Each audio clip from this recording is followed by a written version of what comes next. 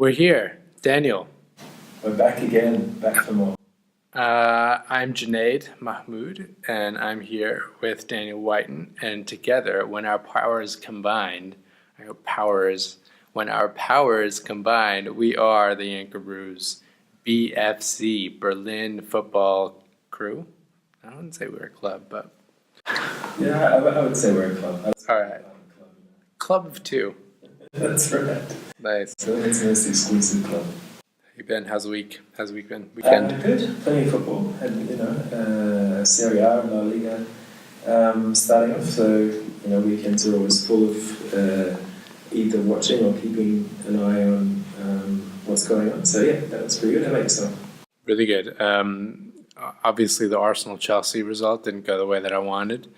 I thought we would have, we deserved a draw, but it didn't come off in the end. So that was the main football I busied myself with, but also saw some of the highlights from the DFB Pokal. So it was interesting. Cup games, facing off teams in the lower leagues. That was fun. But yeah, so what are we talking about this week, this time around? So yeah, the first thing I think we wanted to talk about today was the latest episode in the Mesut Özil ongoing controversy, with Toni Kroos coming out and saying that Özil had it wrong, that there's no racism in the German team. Saying it was a lot of nonsense. Like he said, there were some parts of it that were true and that had merit, but they were undermined by the significant amount of nonsense that was in his statement. Yeah, and that's it's the strongest rebuke of Özil from a current player or anyone in that generation of the German setup. There's been former players and pundits and administrative people who have said things criticising Özil, but this is the first one that's gone to that length. I have to say, it's also a really interesting view into really what these players think and what the internal dynamics of the squad could be. I mean, this is a view we don't really get very often of what these players' opinions are, because usually they keep their mouths shut and best case scenario they do their talking on the pitch. But it also gives us insight into like whether there are camps inside of the German national team, like who's close, who's not close. As you mentioned earlier, they're not rumored to be particularly close, Kroos and Özil. That's right. They've everything you read, and whether it's true or not, that there are these two different kind of camps within the German team, and they have been for some time. And they've, when you're winning, this isn't really a problem, but when you're losing, then this becomes a focal point. And Kroos and Özil have never been particularly close, according to most of the reports that you see. Have there been issues between them? Nothing that I've heard of before. But it seems like there is this this kind of new generation of German player who have embraced something of a English style lifestyle of being flashy and this kind of thing, like a younger generation thing. And then there's the old guard of your Philipp Lahms and your Schweinsteigers who are not doing that. And so I don't know, man. Like, I don't really buy that. Like, Schweini is still having his fancy wedding, to a tennis star. It follows a different culture, and I follow Arsenal pretty closely, and I haven't seen much to suggest that Özil is particularly flashy. Like, he was a Mercedes-Benz brand ambassador, so he was driving the latest Mercedes, but beyond that, I didn't really see too much crazy stuff. And he loves sneakers, and he's got like his little logo all over his house and stuff. But I don't know. I mean, there could be something to it. Like I said, this is an interesting insight. I don't really need to know a ton about it. I think for me, it's like it's a bit, Of course, there's the issue of if Toni Kroos comes out and says there is no racism, well, I mean, he's a guy that probably hasn't had to face it very much, as opposed to a Turkish German. But the other thing is that nothing in Özil's letter, and you can criticize it, and it has been criticized legitimately, but he doesn't say that he ever experienced it from the team itself. Right. And he identifies a couple of people within the DFB makeup who he says he's seen racist conduct from, but he doesn't actually say that the team is racist, and that seemed to be the focus of Toni Kroos' statement, which just kind of it misses the point. You know, it's this kind of not all men hashtag thing that you see. Yeah, exactly. Like that was kind of the shame in it. I don't think so. Özil said that he felt racism, and he singled out one guy, and that was Grindel, and I think it was really in not poor taste, but it was poor judgment for Özil to come out and say, you know, to use the R word, because the R word is like, that's a top card, you know, like you pull that card when you're 100% sure, that's when you know it's in somebody's heart. And so like we don't know what happened behind the scenes, but to come out with a very broad-based indictment, that's exactly what Özil didn't do. He said that he felt it a lot from some quarters of society, and from you know, from in some ways from Grindel and from the DFB as well. I'm sure there's no doubt that it exists in every country that plays football, unfortunately. And there have been, you know, prominent politicians and prominent people outside the German football setup who have criticised, you know, integration and all this kind of stuff. And so it does exist to some point, but that wasn't exactly what Toni Kroos was addressing. Why do you think that? I mean, also Manuel Neuer gave an interview as well, where he said that you know, like the entire issue was not good for the national team, and so basically confirming what Bierhoff said. I mean, Bierhoff said something very different. He said something specifically to the lines of maybe it would have been better to leave Özil behind, which is very squarely pinning some blame on Özil. But Neuer said like the entire issue was not good for the preparations and not good for their performance at the World Cup. But didn't necessarily put the fault at the feet of Özil, and actually pretty squarely mentioned the media and how the media really strung this out. But given the fact that Neuer spoke out about it, Kroos spoke out about it now, when neither of them really had to, like regardless of how they felt, like gives some insight that actually like there's no consensus inside the squad, and maybe there were camps, and maybe they weren't as unified as we you know, maybe we've been led to believe. For sure. And I don't know the context in which Toni Kroos was asked about it and why it's taken him a few weeks to talk about it. So it could just have been an offhand comment that if he was asked at a press conference, I mean, this isn't something that I've seen reported, so that's important as well. But obviously he's thought it's important enough that he needs to speak about it now, and to come out with such a strong statement about this is how it is and everything else is ridiculous or silly or whatever he said. I think it shows you how important that is to him, and that there is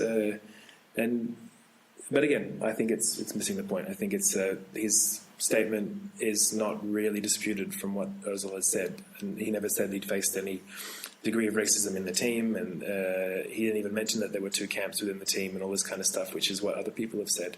And Toni Kroos kind of came out and made that point as well, but that's not exactly essentially, like from what I understood, Özil's beef was that he was insufficiently protected by the DFB, like that the decisions that he came up with in terms of not releasing a statement was a mutual one, that he was cooperative, and that essentially for Grindel, the way that Grindel handled himself was really, you know, self-serving and not particularly understanding.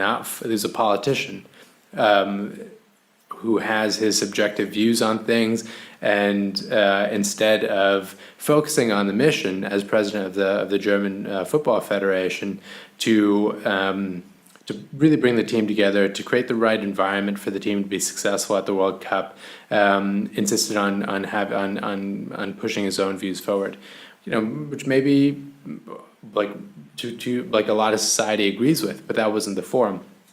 I don't think that the majority of Germans would say that multiculturalism is a myth, but like that just wasn't the forum. And then secondly, that a lot of the blame for the World Cup, like that disaster, was laid at his feet, and the German Football Federation shouldn't have been issuing statements like maybe we should have let Özil behind. And he feels a lot of racism. It's given cover to a lot of racists, you know, frankly, to come out of the woodwork, you know, in in some measures the racially tinged rhetoric in the media, as well as from like fans and from just the public at large. And so I think Toni Kroos, that's what he misses out on. I think he is looking at the immediate environment of, did anybody in the German Football Federation treat Özil in a racist way? Does anybody in his team treat him racist? But I think like once you start using the R word and rhetorically, it's a really difficult and tricky thing. For example, just to highlight some of the divisions in the squad, I think that I saw Boateng congratulating Özil on his retirement and having a fantastic career, which a lot of the other German national team players didn't do. I think a couple others, maybe Sané did it as well. Maybe Emre Can. I don't remember exactly, but there was a good amount of players who had something to say on Twitter, just positive things. But I thought the silence was pretty deafening. Yeah.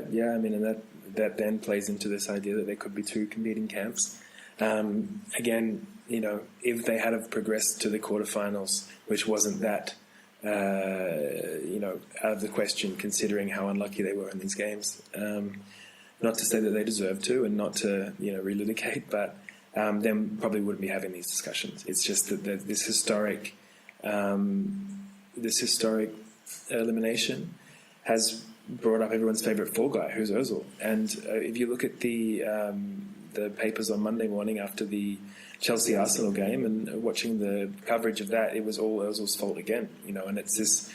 And in this case, I would say Özil is poor, or Özil did play poorly. I think he had 17 passes all game, which is pretty ridiculous considering he's on £350,000 a week. And I don't know. I think it's also Özil is his own type of player, and if any player needs time to acclimate to a new coach's philosophy, I think he's amongst them. But I think you got to call a spade, and you can't just be pro Özil or anti Özil. Like, he's a human being. He has good games and he has bad games. I mean, this happens to be way out of the orbit of what you expect a normal football player to experience or go through. I would argue also largely of his own creation, because he chose to step into some controversial waters. But I do think he has a point. To me, Toni Kroos and Manuel Neuer seem a little bit more out of touch. Toni Kroos more, just because he went far enough to call some of Özil's comments Quatsch, which means nonsense in German. I think that's more biting than need to be if you were to comment at all, which I don't think he really needed to. Do love that word, Quatsch. But let's transition a bit. We mentioned Jerome Boateng. There's also been a lot of talk and also commented on by the chairman of Bayern that there's 50-50 chance of him leaving, and his most likely destination is PSG. Why do you think he wants to do that? I don't know that it would be connected with this fallout from the Özil stuff at all. I mean, I haven't seen anything that seems direct and legitimate to suggest. Let's speculate for a second. You know how we like to speculate. I do love to be a shit stirrer, stir up the shit a little bit. But yeah, there's also this thing of wait a minute, a black guy's leaving a Bayern. What does that mean? And I think that there's an element there that, I mean, from a footballing perspective, it's the first time in I don't know how many years that they've basically given just a coach a try who's not really tested at a big club, who's obviously promising and beat Bayern in the DFB Pokal last year. So he's got some skills, but it will possibly be a difficult transitional moment for Bayern. And I think if you're Boateng, if you're in your late 20s, early 30s, and you think you really want to go and win the Champions League now, maybe then PSG becomes an attractive He's won one Champions League with Bayern before, exactly, right? 2013. But it can become... Paris Saint-Germain are only created to win the Champions League. That's the only thing. Thomas Tuchel would not lose a game all year in Liga, and he might be sacked if he gets kicked out in the round of 16 in the Champions League. That's just how it is for them. That's the only thing that they're there to win. So I can understand the appeal of going there for a few years and trying to win that. I think that's probably more what it is, as opposed to wanting to stay there and be part of a rebuild. He did say when he spoke on the phone with Mourinho, saying the reason I don't want to go to Manchester United is because I want to go to a club which is ready to win the Champions League immediately. And there's pretty kind of damning. implication. Yeah, well, Sounds like an awkward conversation. Completely. And the implication there, I guess, is that Manchester United isn't, and I took it that Bayern Munich is. But perhaps he's angling for a club like PSG, who could do with another defender and who are really set up now to win the Champions League. And if they don't win the Champions League in the next 2 years, that club could implode. You could have Mbappe and Neymar going anywhere else. He just kind of doesn't seem like they're really on solid ground there unless they have a lot of success. I'm going to go back to the shit stirring a little bit. I mean, I think that Boateng, I think over the past 2-3 years, has really polished his image. But he had some conflicts before. There was this training ground bust up with Mario Balotelli.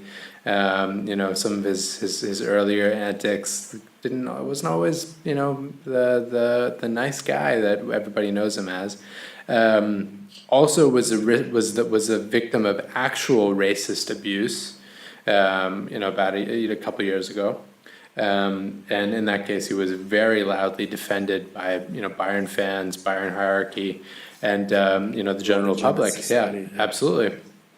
And for Uli Hoeneß to come out at 8 a.m. the next morning after Özil's statement dropped on Sunday to lambast Özil and just call this accusation of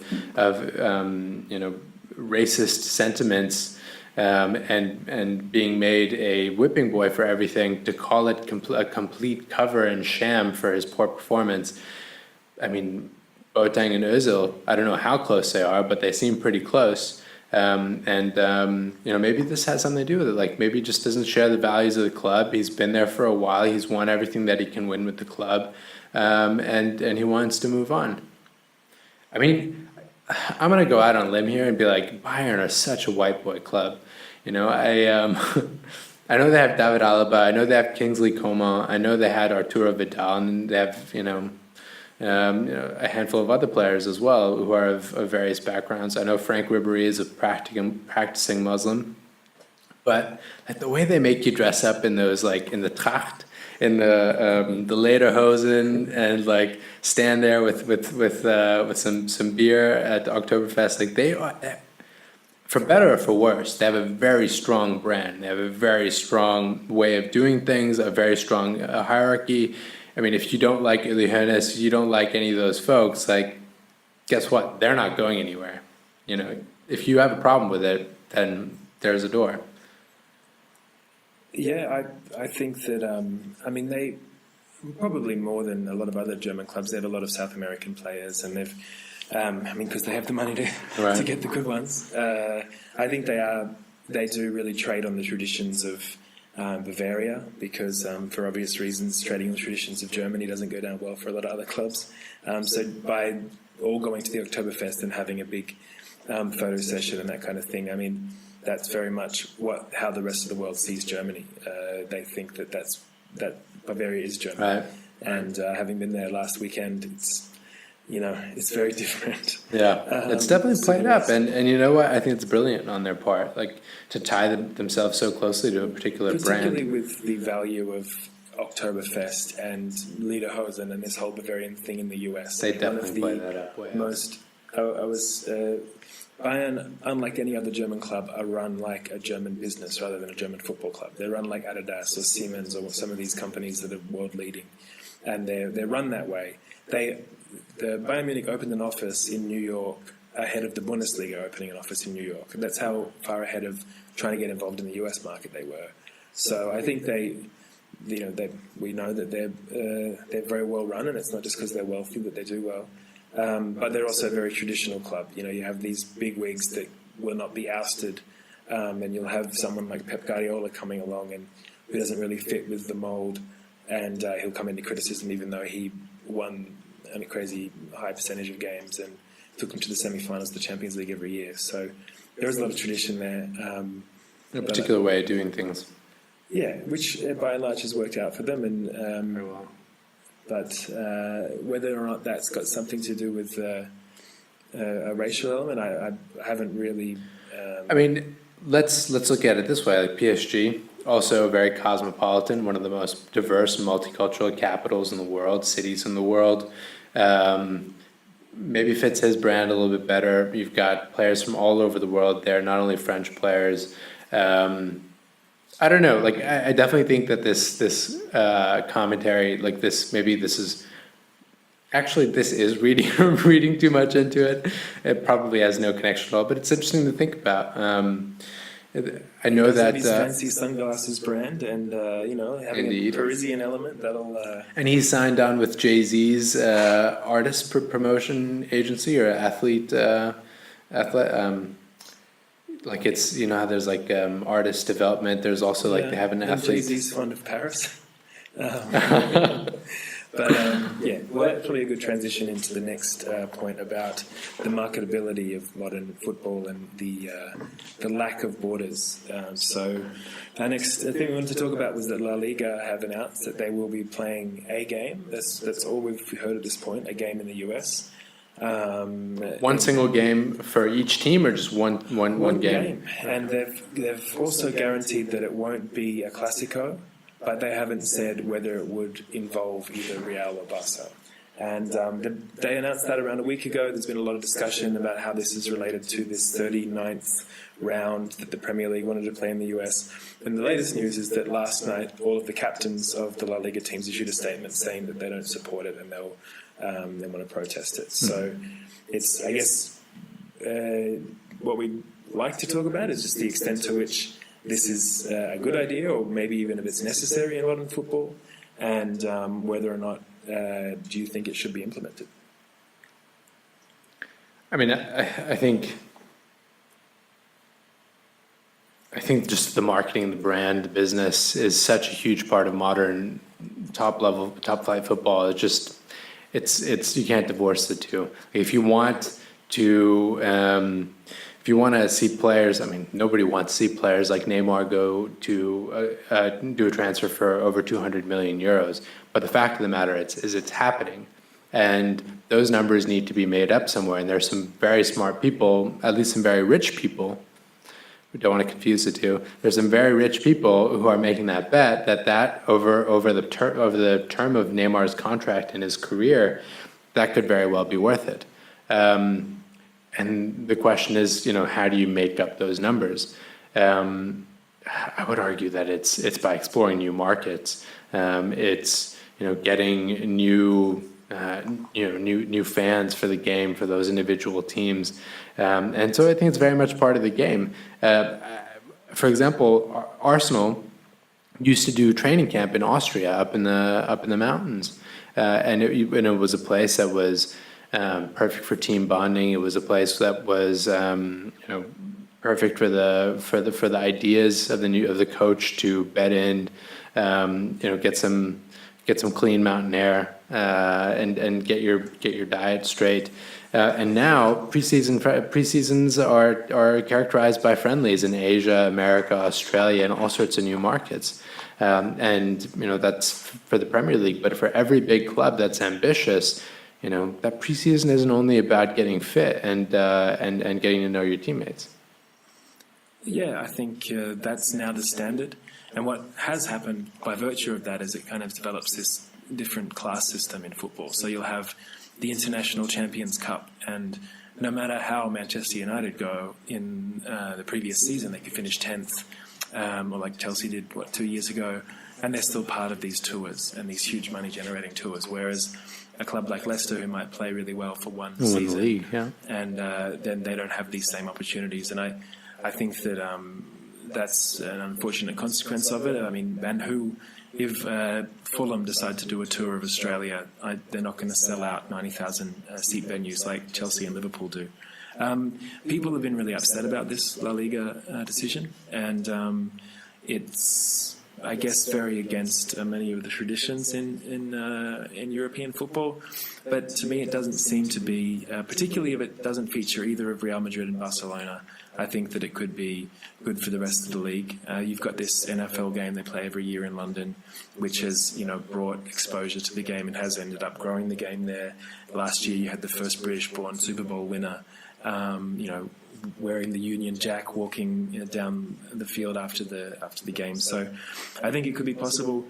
And just from a selfish point of view, the Premier League is growing and growing, and you have a situation where a guy like Andre Schürrle, who was playing at the second best club in Germany, will be bought on loan to a very low, recently promoted club into the Premier League. And with the money growing and growing in the Premier League, because they have got this international presence, which a lot of the other leagues don't have, I don't want it to be a situation where you have basically one team in each of the European leagues, or even no teams that are at that level, with the German league and the Italian league, French league going the way of the Dutch league. And I think that by doing this, I would prefer them playing a game in the US once a year, or even around there. I would prefer that than having more and more billionaire owners coming in and buying teams. I'm down with that, but you have to argue that, number one, it's not healthy for the players to have such a long flight, and then play in a completely different time zone and get back on the plane and then come back. Number two, it's not really a football decision, and as much as we mentioned that the game has to take in marketing and business sides into account, and growing the game and developing a new generation of fans. I think it's seen as a cheap move, and it's seen as like an inevitable output, inevitable result of the amount of money that's in the game. And secondly, if it ends up being a Clásico, I don't think it helps La Liga as much as it could. No. So, for example, if it was a Madrid derby, or if it was, Madrid Sevilla, or Barcelona Sevilla, or Valencia, or one of these like top half, top 5, top 6 clubs, I think it would do much more justice, because what is Barcelona Madrid? Like that's an advertisement for both those clubs, as well as maybe the Champions League. It's not necessarily creating interest for people who will pay a bunch of extra money every season for so that the broadcast rights will have consistent usage for games that are not the Clásico.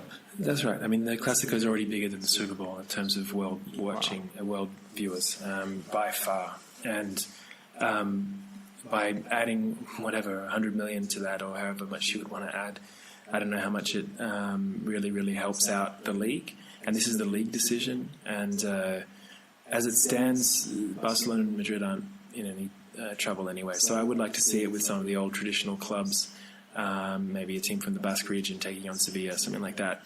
But I don't think it's good for anyone except Real Madrid and Barcelona if that was to be the idea, although that would be the hottest ticket in football. That's if right. They play that game in, and it's a competitive game. If it's a competitive game and they're playing it in Miami, which is where they suggested it, it'll be a huge deal. And but I don't think this benefits the league as a whole. And we're an already very imbalanced league. I think it benefits on balance after reviewing all the different aspects. I do think it benefits the league as long as it's not a Clásico. Yeah, that's I would say so. And I think that the world is more international now. We are increasingly borderless, and that's a great way to grow the profile. And Miami makes a ton of sense because I think it's only like a 5 or 6 hour time difference. It is in a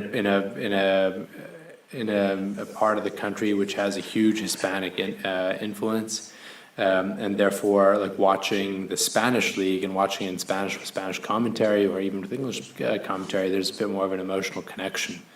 Definitely. And time-wise, I mean, clubs do fly and play in Russia in the Champions League midweek and come back and play in their league on the weekend. So I mean, it's not ideal, but I think that it might not be the worst, particularly if they are playing on the East Coast. I mean, that's another thing that I didn't realize until I was in the US last year how big that place is. That it's 5 hours from New York to California. I never knew that. No one told me that. But so I think that is a concern. That's also part of the deal. If you decide to pursue that game and then it costs you form in La Liga, then that's a decision the club's made, and you've got to take it on balance whether you think it's. And so, if you're Sergio Ramos or you're one of these other captains, why are you worried? I think you're worried because this is the beginning of something that could turn into maybe they play 1 round, maybe they play 5 rounds, maybe we don't get any more home games. I mean, this is this concern that if you become a global brand, but if you've lost the support in your hometown, I mean, what is football about? And I understand that traditionalist argument, but I think a lot of these players, the moment that a big club comes calling that'll double their weekly wage, they'll go there, and that's also a part of the fact, the commercialization of the league. So I understand their concerns, and if player power wins and the result is that they don't change the structure at all, I think it's all for the best. The players are incredibly important in the game, and they should serve as a counterpoint against rampant commercialism. But I do think that if it was done well, and that's a big question. But Sergio Ramos and Messi are not confused about this. They know that they, number one, are global superstars in their own right, and number two, represent even bigger institutions that long ago transcended any national boundaries. And that's seen through the Champions League on a competitive basis, but also in terms of preseason, in terms of the amount of tourism it generates, the amount of economic activity it generates. So I think they shouldn't be naive about this, but I can certainly understand their concerns because there's a lot of factors involved. But this is also a good pivot to talk about one of the biggest transfers in La Liga. To Serie A, a league that has kind of fallen a bit behind over the past 5 years. I think it was a brilliant move from Juventus to grab Ronaldo. Right, Cristiano Ronaldo. Yeah, never heard of him. Yeah, I was genuinely confused for a second. I was like, what did I say something wrong? Slipped under my radar. No, I wasn't aware of that, and I do think. And actually, I think that Messi is probably the better athlete, but I think all around Ronaldo is a greater asset, and I think he's just so marketable. The way he sits down to promote his perfume or whatever merchandise he's shilling with some YouTube influencer, and we'll just be like, "Come on, my friend! Okay, let's see your shooting skills." That sounded a bit more like Mourinho. It didn't really sound like Ronaldo. That's exactly how it sounds, I think. Thank you, appreciate it. I've never ever seen Messi doing that. The only time I've seen Messi doing something really commercial has been a Turkish Airlines commercial with Kobe. That's right, and he doesn't even have any lines. They're just like. He says "si" because I've tried to find video of him speaking English, and I don't think it exists, which also could be a barrier to him becoming more marketable. I mean, Ronaldo's all over the world. He's become like this David Beckham kind of figure that if he still in 5 years he could go to a MLS team or a Chinese team, and he might not be playing so well, but it's more important that he's there. And taking the penalties, and that I think it's a good move for them. I think it works for Juventus. I mean, they spend a lot of money, and there is this myth about shirt sales that if you sell a certain amount of shirts, you recoup the cost, which is very unusual and rare, and hasn't happened in the case of Ronaldo. But it's all of a sudden put them from a commercial standpoint with a much higher profile. And also, I think from a footballing perspective, he is an amazing player. And he showed that last weekend, too. He didn't score, but he played really, really well. He played really well, and it's like a lot of these athletes that they have the combination of natural ability and work ethic. They don't decline like the average player. A lot of what they do, Ronaldo's 33, might be someone else's 28, and the way that he's been able to reformat himself into a different kind of player, where he's effectively a striker now, when he used to be much more of a creative midfielder. It shows that he's got a few more years of value. And, Juventus always lose the Champions League final. They always do. And he's kicked them out quite a few times. To be honest, Ronaldo is not what I aspire to emulate in terms of, the way he carries himself, etc. But there's something to be said for that. The guy has tremendous mental strength. In terms of self-belief, nobody can match that, I think. And I think something that we appreciate in others, who are friends, our acquaintances, people we spend time with, we appreciate humility. But when you're in a job and you have a decade, maybe 15 years at best, to really build a career, who do you want next to you? Do you want somebody who just looks at everybody and says hey guys, we're going to do this and we're going to kick ass and we're going to, I have zero doubts about it. You can see it in their eyes. I think you prefer having that type of guy around. And I think it's it's a statement of intent. It's just doubling down on the club and a real show of faith in the rest of the players there. And so the players are really gonna be boosted by that. I mean, he has the captain's armband for Portugal. I think that forward players generally shouldn't be captains. I prefer a center back or a center mid or even a keeper to be a captain, because they actually have the full view of the game. Which when you're a forward, you're selfish. You always want to be on the ball. You always want to create. You always want to be on the end of the pass, and that might not be what's best for the team at that point. So in terms of being a leader, in that regard on the field, I wouldn't pick Ronaldo. But in terms of that attitude that he brings to every single game, I think it's so important. It's so underrated. For sure. Yeah, I think that he doesn't need to have the captain's armband to have an impact on that team. And he's, I would say, 90% of his career, he's not been the captain, but he's still the most important player on the field. And you can have that influence, without being the captain. One thing I want to talk about is, in the U.S., I think we have a much more established tradition of just loving players, individual players, whereas in Europe, it's and maybe in other parts of the world, it's a much more partisan affair, sports, or team sports rather, where you have your one club. Switching clubs is something you rarely ever do. You'll bend over backwards to make excuses for your club. I'm an Arsenal fan, so I have a lot of experience doing that. But if one player leaves, you'll call him a Judas. It'll break your heart. But and then some players, for example, Fabregas moving to Barcelona. It hurt us, but ultimately we were okay, well, he served us well. He's going home. It's now for the cash, and so we rationalized it. But in the U.S., it's much more I'm a LeBron fan. And so I'm going to follow him wherever he goes. And so the team club level loyalties and allegiances are a little bit lower than, I would say, considerably lower than they are here. Yeah, I don't dispute that. I mean, there are people who follow somebody's career from place to place, but generally you are in football, particularly you are in Europe. You're a fan of your club, but you're also a fan of what they represent. So. The quote I always think about when I think about modern football is when Manchester City changed hands and were bought by the billionaire sheikh, that they interviewed that bastion of truth and humility, Noel Gallagher, and asked him what he thinks about this move, because him and his brother, Oasis fame, are historic City fans, and always the second best team in Manchester.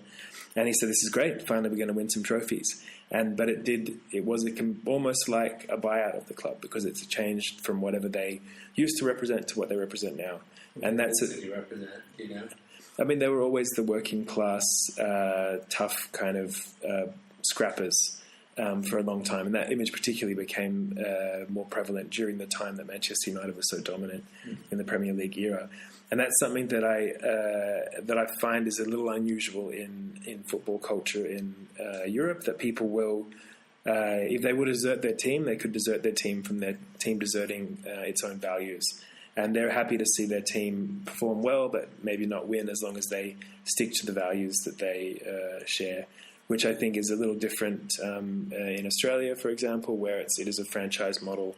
In the US is the same, where it's I hate that word, franchise, Sure. because it's very businesslike, and this connects to our discussion before. Anybody who doesn't think football is a business, and a very big business, is deluding themselves. But at least it's a nod to the roots.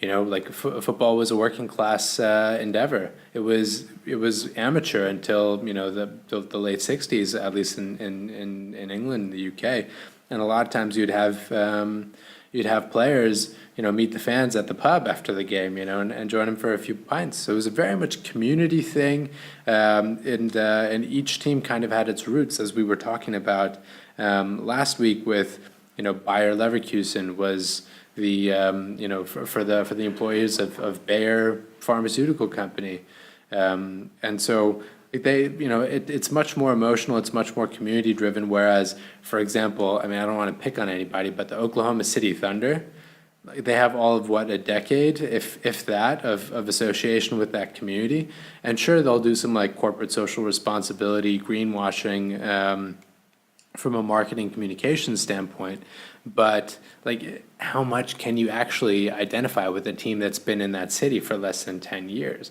You know, how organic and emotional of a link can you have as a fan to that logo, that club crest, and a philosophies or values, if they have any? Because ultimately it's about performance. Yeah, I think, and that, again, that kind of ties into some of the differences in the US, just generally speaking, that people will, because the US is so big, and because it's the size of Europe with the population of Europe, but it's one country, people will support their team and go to the baseball, even though they don't know much about baseball, but they'll be like, yeah, go Dodgers, I love those Dodgers, you know, and no one, you know, of course they're right. The game. Yeah, there are many, that's a stereotype, but you'll meet people, Americans will travel with their Oklahoma City shirt because they want to say, not just that they're a fan of the Thunder, but they're from Oklahoma City. So I guess it's a little bit like what you see in the World Cup in football, that people will come out and support Germany or France or whoever when they might not be football fans. But it's like they're supporting not just the team, but they're supporting maybe where they're from and what their country represents, or what they feel their country represents. And so Perhaps that's more the thing in the US. Also, like for example, for baseball, or rather for basketball, it's a game that has five aside, you know, on the court at a time, and one player really can make that much more of a difference, and in football too, but at least like you can't have one player that is so dominant that, you know, everybody else on the pitch doesn't matter. You've still got to have some sort of a philosophy. You have to have some sort of a tactical game plan. You know, if you have a fantastic attacking player like Ronaldo, like at least you need, you know, a strong spine. You need a coherent defensive strategy, and you need somebody to give those final balls and assists. So it feels a little bit more collaborative. But maybe that's just ex post facto. Ex post facto, that's my lesson for trying to use Latin on a football podcast or show. Maybe that's just an ex post facto rationalization. But to know. But I mean, back to Ronaldo. I mean, I think it's a fantastic move for football reasons, but also for, you know, it's going to bring a whole bunch of new fans who are Ronaldo fans, who are excited about him, his brand, who have followed him for a long time. And it's going to bring new attention to Serie A, which is also having this kind of Bundesliga problem where Juventus just win everything every year. yeah, I think it's good for them. And I think it is even good for the Italian league. And yeah, I think for Ronaldo it's good as well. I think he'll still score plenty of goals there because of the profile of that club and the other attacking threats that they have. So I think it's good all round. We'll see with Real Madrid. I mean, they opened up the season well in La Liga, but he was a guy who quite often when they were struggling, he'd be able to pull out a few wonder goals. And I don't know that they have that guy. Maybe Gareth Bale is that guy, but I'm not sure that he can stay fit enough to be that guy for as long. Another thing that we don't talk about with Ronaldo was his remarkable durability. That he didn't, except for that Euro 2016 final, he's really rarely injured, which is something that's unusual for somebody at that level. I think his longevity is just incredible. I mean, there's anecdote after anecdote about how seriously he takes training, and how he just can't get enough of it, and just an incredibly hard worker. So, and in that respect, you have to doff your cap to him, and you have to wish him well. I think that's it. I mean, do you have anything you want to add or discuss? No, I think we knocked off our points pretty well. Toni Kroos, wrong. Ronaldo, good. La Liga to America. Within reason. Yeah, possibly good. Yes. But the proof is in the pudding on that one. That's right. So we'll keep an eye out for any developments, and keep an eye on this channel. We got a lot of cool stuff coming up in the coming weeks. And enjoy your football this week. And we'll see you next week. Ciao. Ciao, Daniel.